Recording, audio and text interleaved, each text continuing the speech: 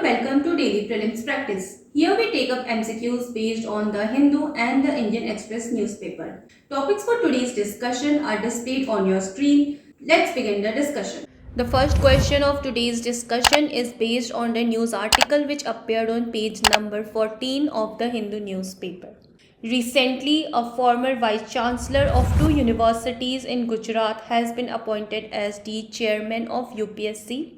Constitutional, non-constitutional, statutory and executive bodies and their several aspects are important for the syllabus. As in 2015 question appeared on 14th Finance Commission.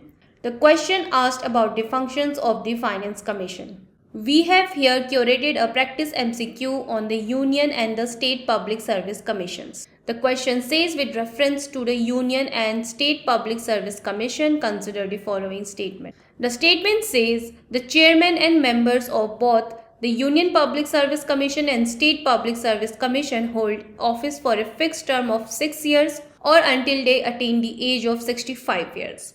This statement is incorrect, as if we go through the provisions of Article 316, it clearly defines age limit of 65 years for the members of UPSC and 62 years for the members of SPSC and Joint Public Service Commission. Coming to the second statement, Joint State Public Service Commissions are created directly by the Constitution in a manner similar to that of creation of UPSC and SPSC. Now, this statement again is incorrect, as if we go through Article 315, it makes a provision for the establishment of a Joint State Public Service Commission for two or more states.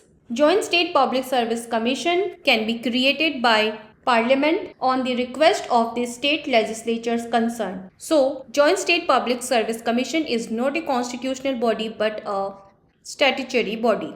In this question, you had to identify the incorrect statements. From the above discussion we had, neither of the statements are correct. Hence, option C becomes our answer. Answer for this previous year question is option A. The second question of today's session is based on the news article which appeared on page number 4 of the Hindu. The Triambakeshwar Temple of Maharashtra has been in news for the past few days. It is one of the most important Jyotirlingas in India, which also makes it an important center for the Hindu pilgrimage. UPSC 2020-21 asked a question on the historical sites and the associated rivers. On similar lines, here you can see a question has been curated on the Triambakeshwar Temple. The question says, consider the following statements. The first statement says Triambakeshwar Temple is one of the Jyotirlingas in India situated in Sahyadri mountain ranges. The statement is incorrect, as the temple is not situated in the Sahyadri mountain range but located near Brahmagiri mountains from where Godavari flows. Triambakeshwar is also one of the 4 places where Sinhastha fair is held, which draws people from all over India.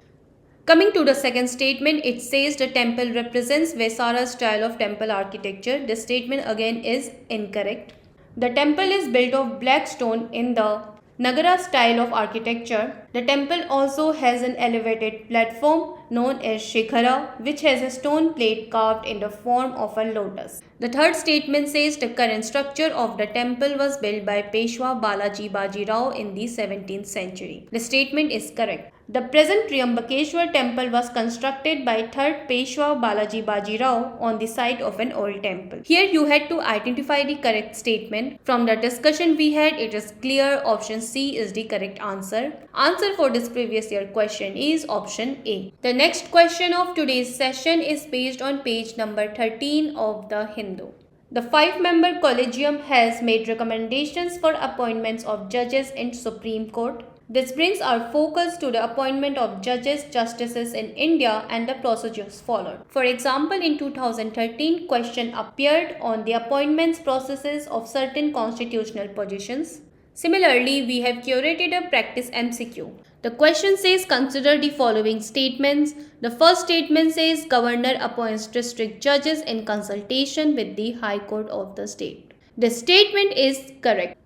Articles 233 to 237 in Part 4 of the Constitution make the following provisions to regulate the organization of the subordinate courts. The appointment, posting and promotion of district judges in states are made by the governor of the state in consultation with the High Court. Coming to the second statement, a person appointed as district judge should have been an advocate for 10 years.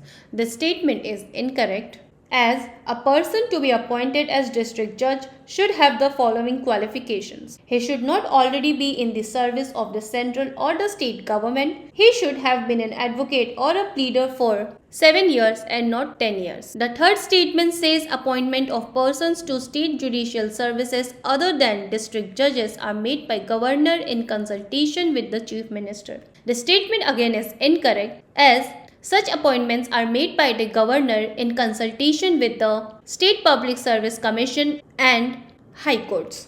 Here you had to identify the correct statements. From the discussions we had, it is clear option A is the correct answer. Answer for this previous year question is option C. The fourth question of today's session is based on the news article which appeared on page number 11 of the Indian Express. The new Washington Consensus has been in news recently because of the geopolitical and geo-economic changes. The new model, less driven by the market fundamentalism, presents an opportunity for India, as there has been growing convergence of interest between India and the United States. UPSC in the past has asked questions on the trends in the world affairs and its effect on Indian economy. For example, in 2015, question appeared on GDP trends of India. Similarly, we have curated a practice MCQ. The question says consider the following statements regarding Washington Consensus. The first statement says it advocates measures like fiscal policy discipline, tax reforms, privatization of the state enterprises, among other reforms. The statement is correct. Broadly, the Washington Consensus has 10 measures, which includes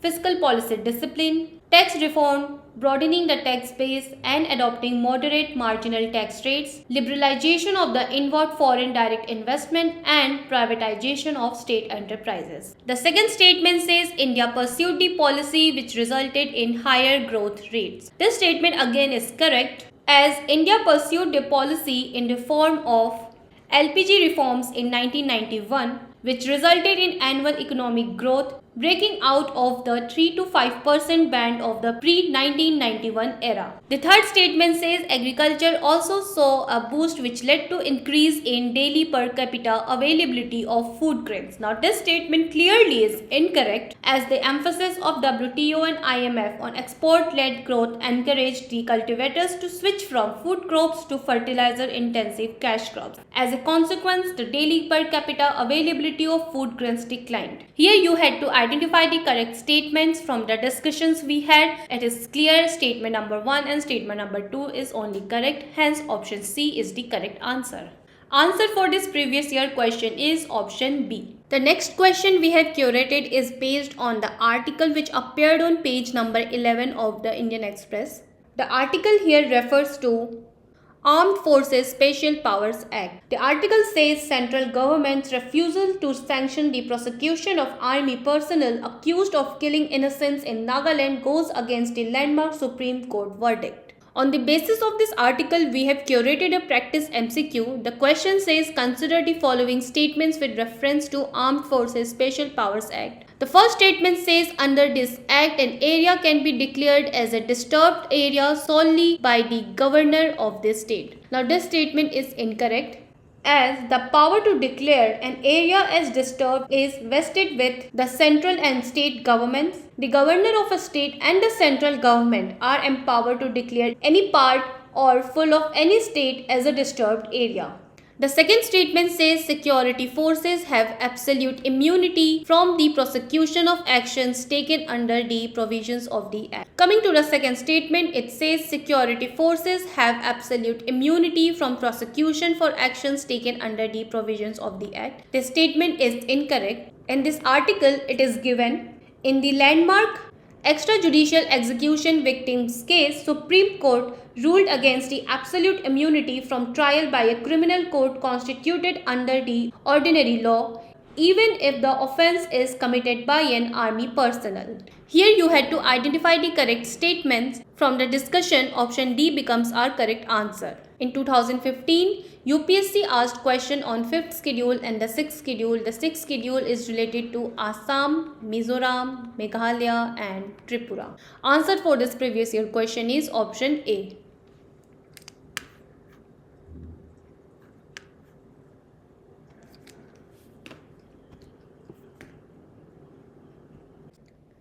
The last question of today's session is based on the article which appeared on Indian Express. RBI came out with the draft guidelines which proposed adoption of expected credit loss approval for the credit impairment.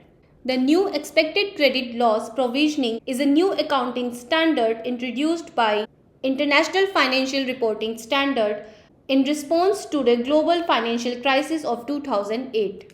Banking terms, loan provisions become important from the UPSC perspective in prelims, as in 2020 question appeared on the importance of the term interest coverage ratio of a firm. On similar lines, we have curated a practice MCQ. The question says consider the following statements regarding provisions by banks in India.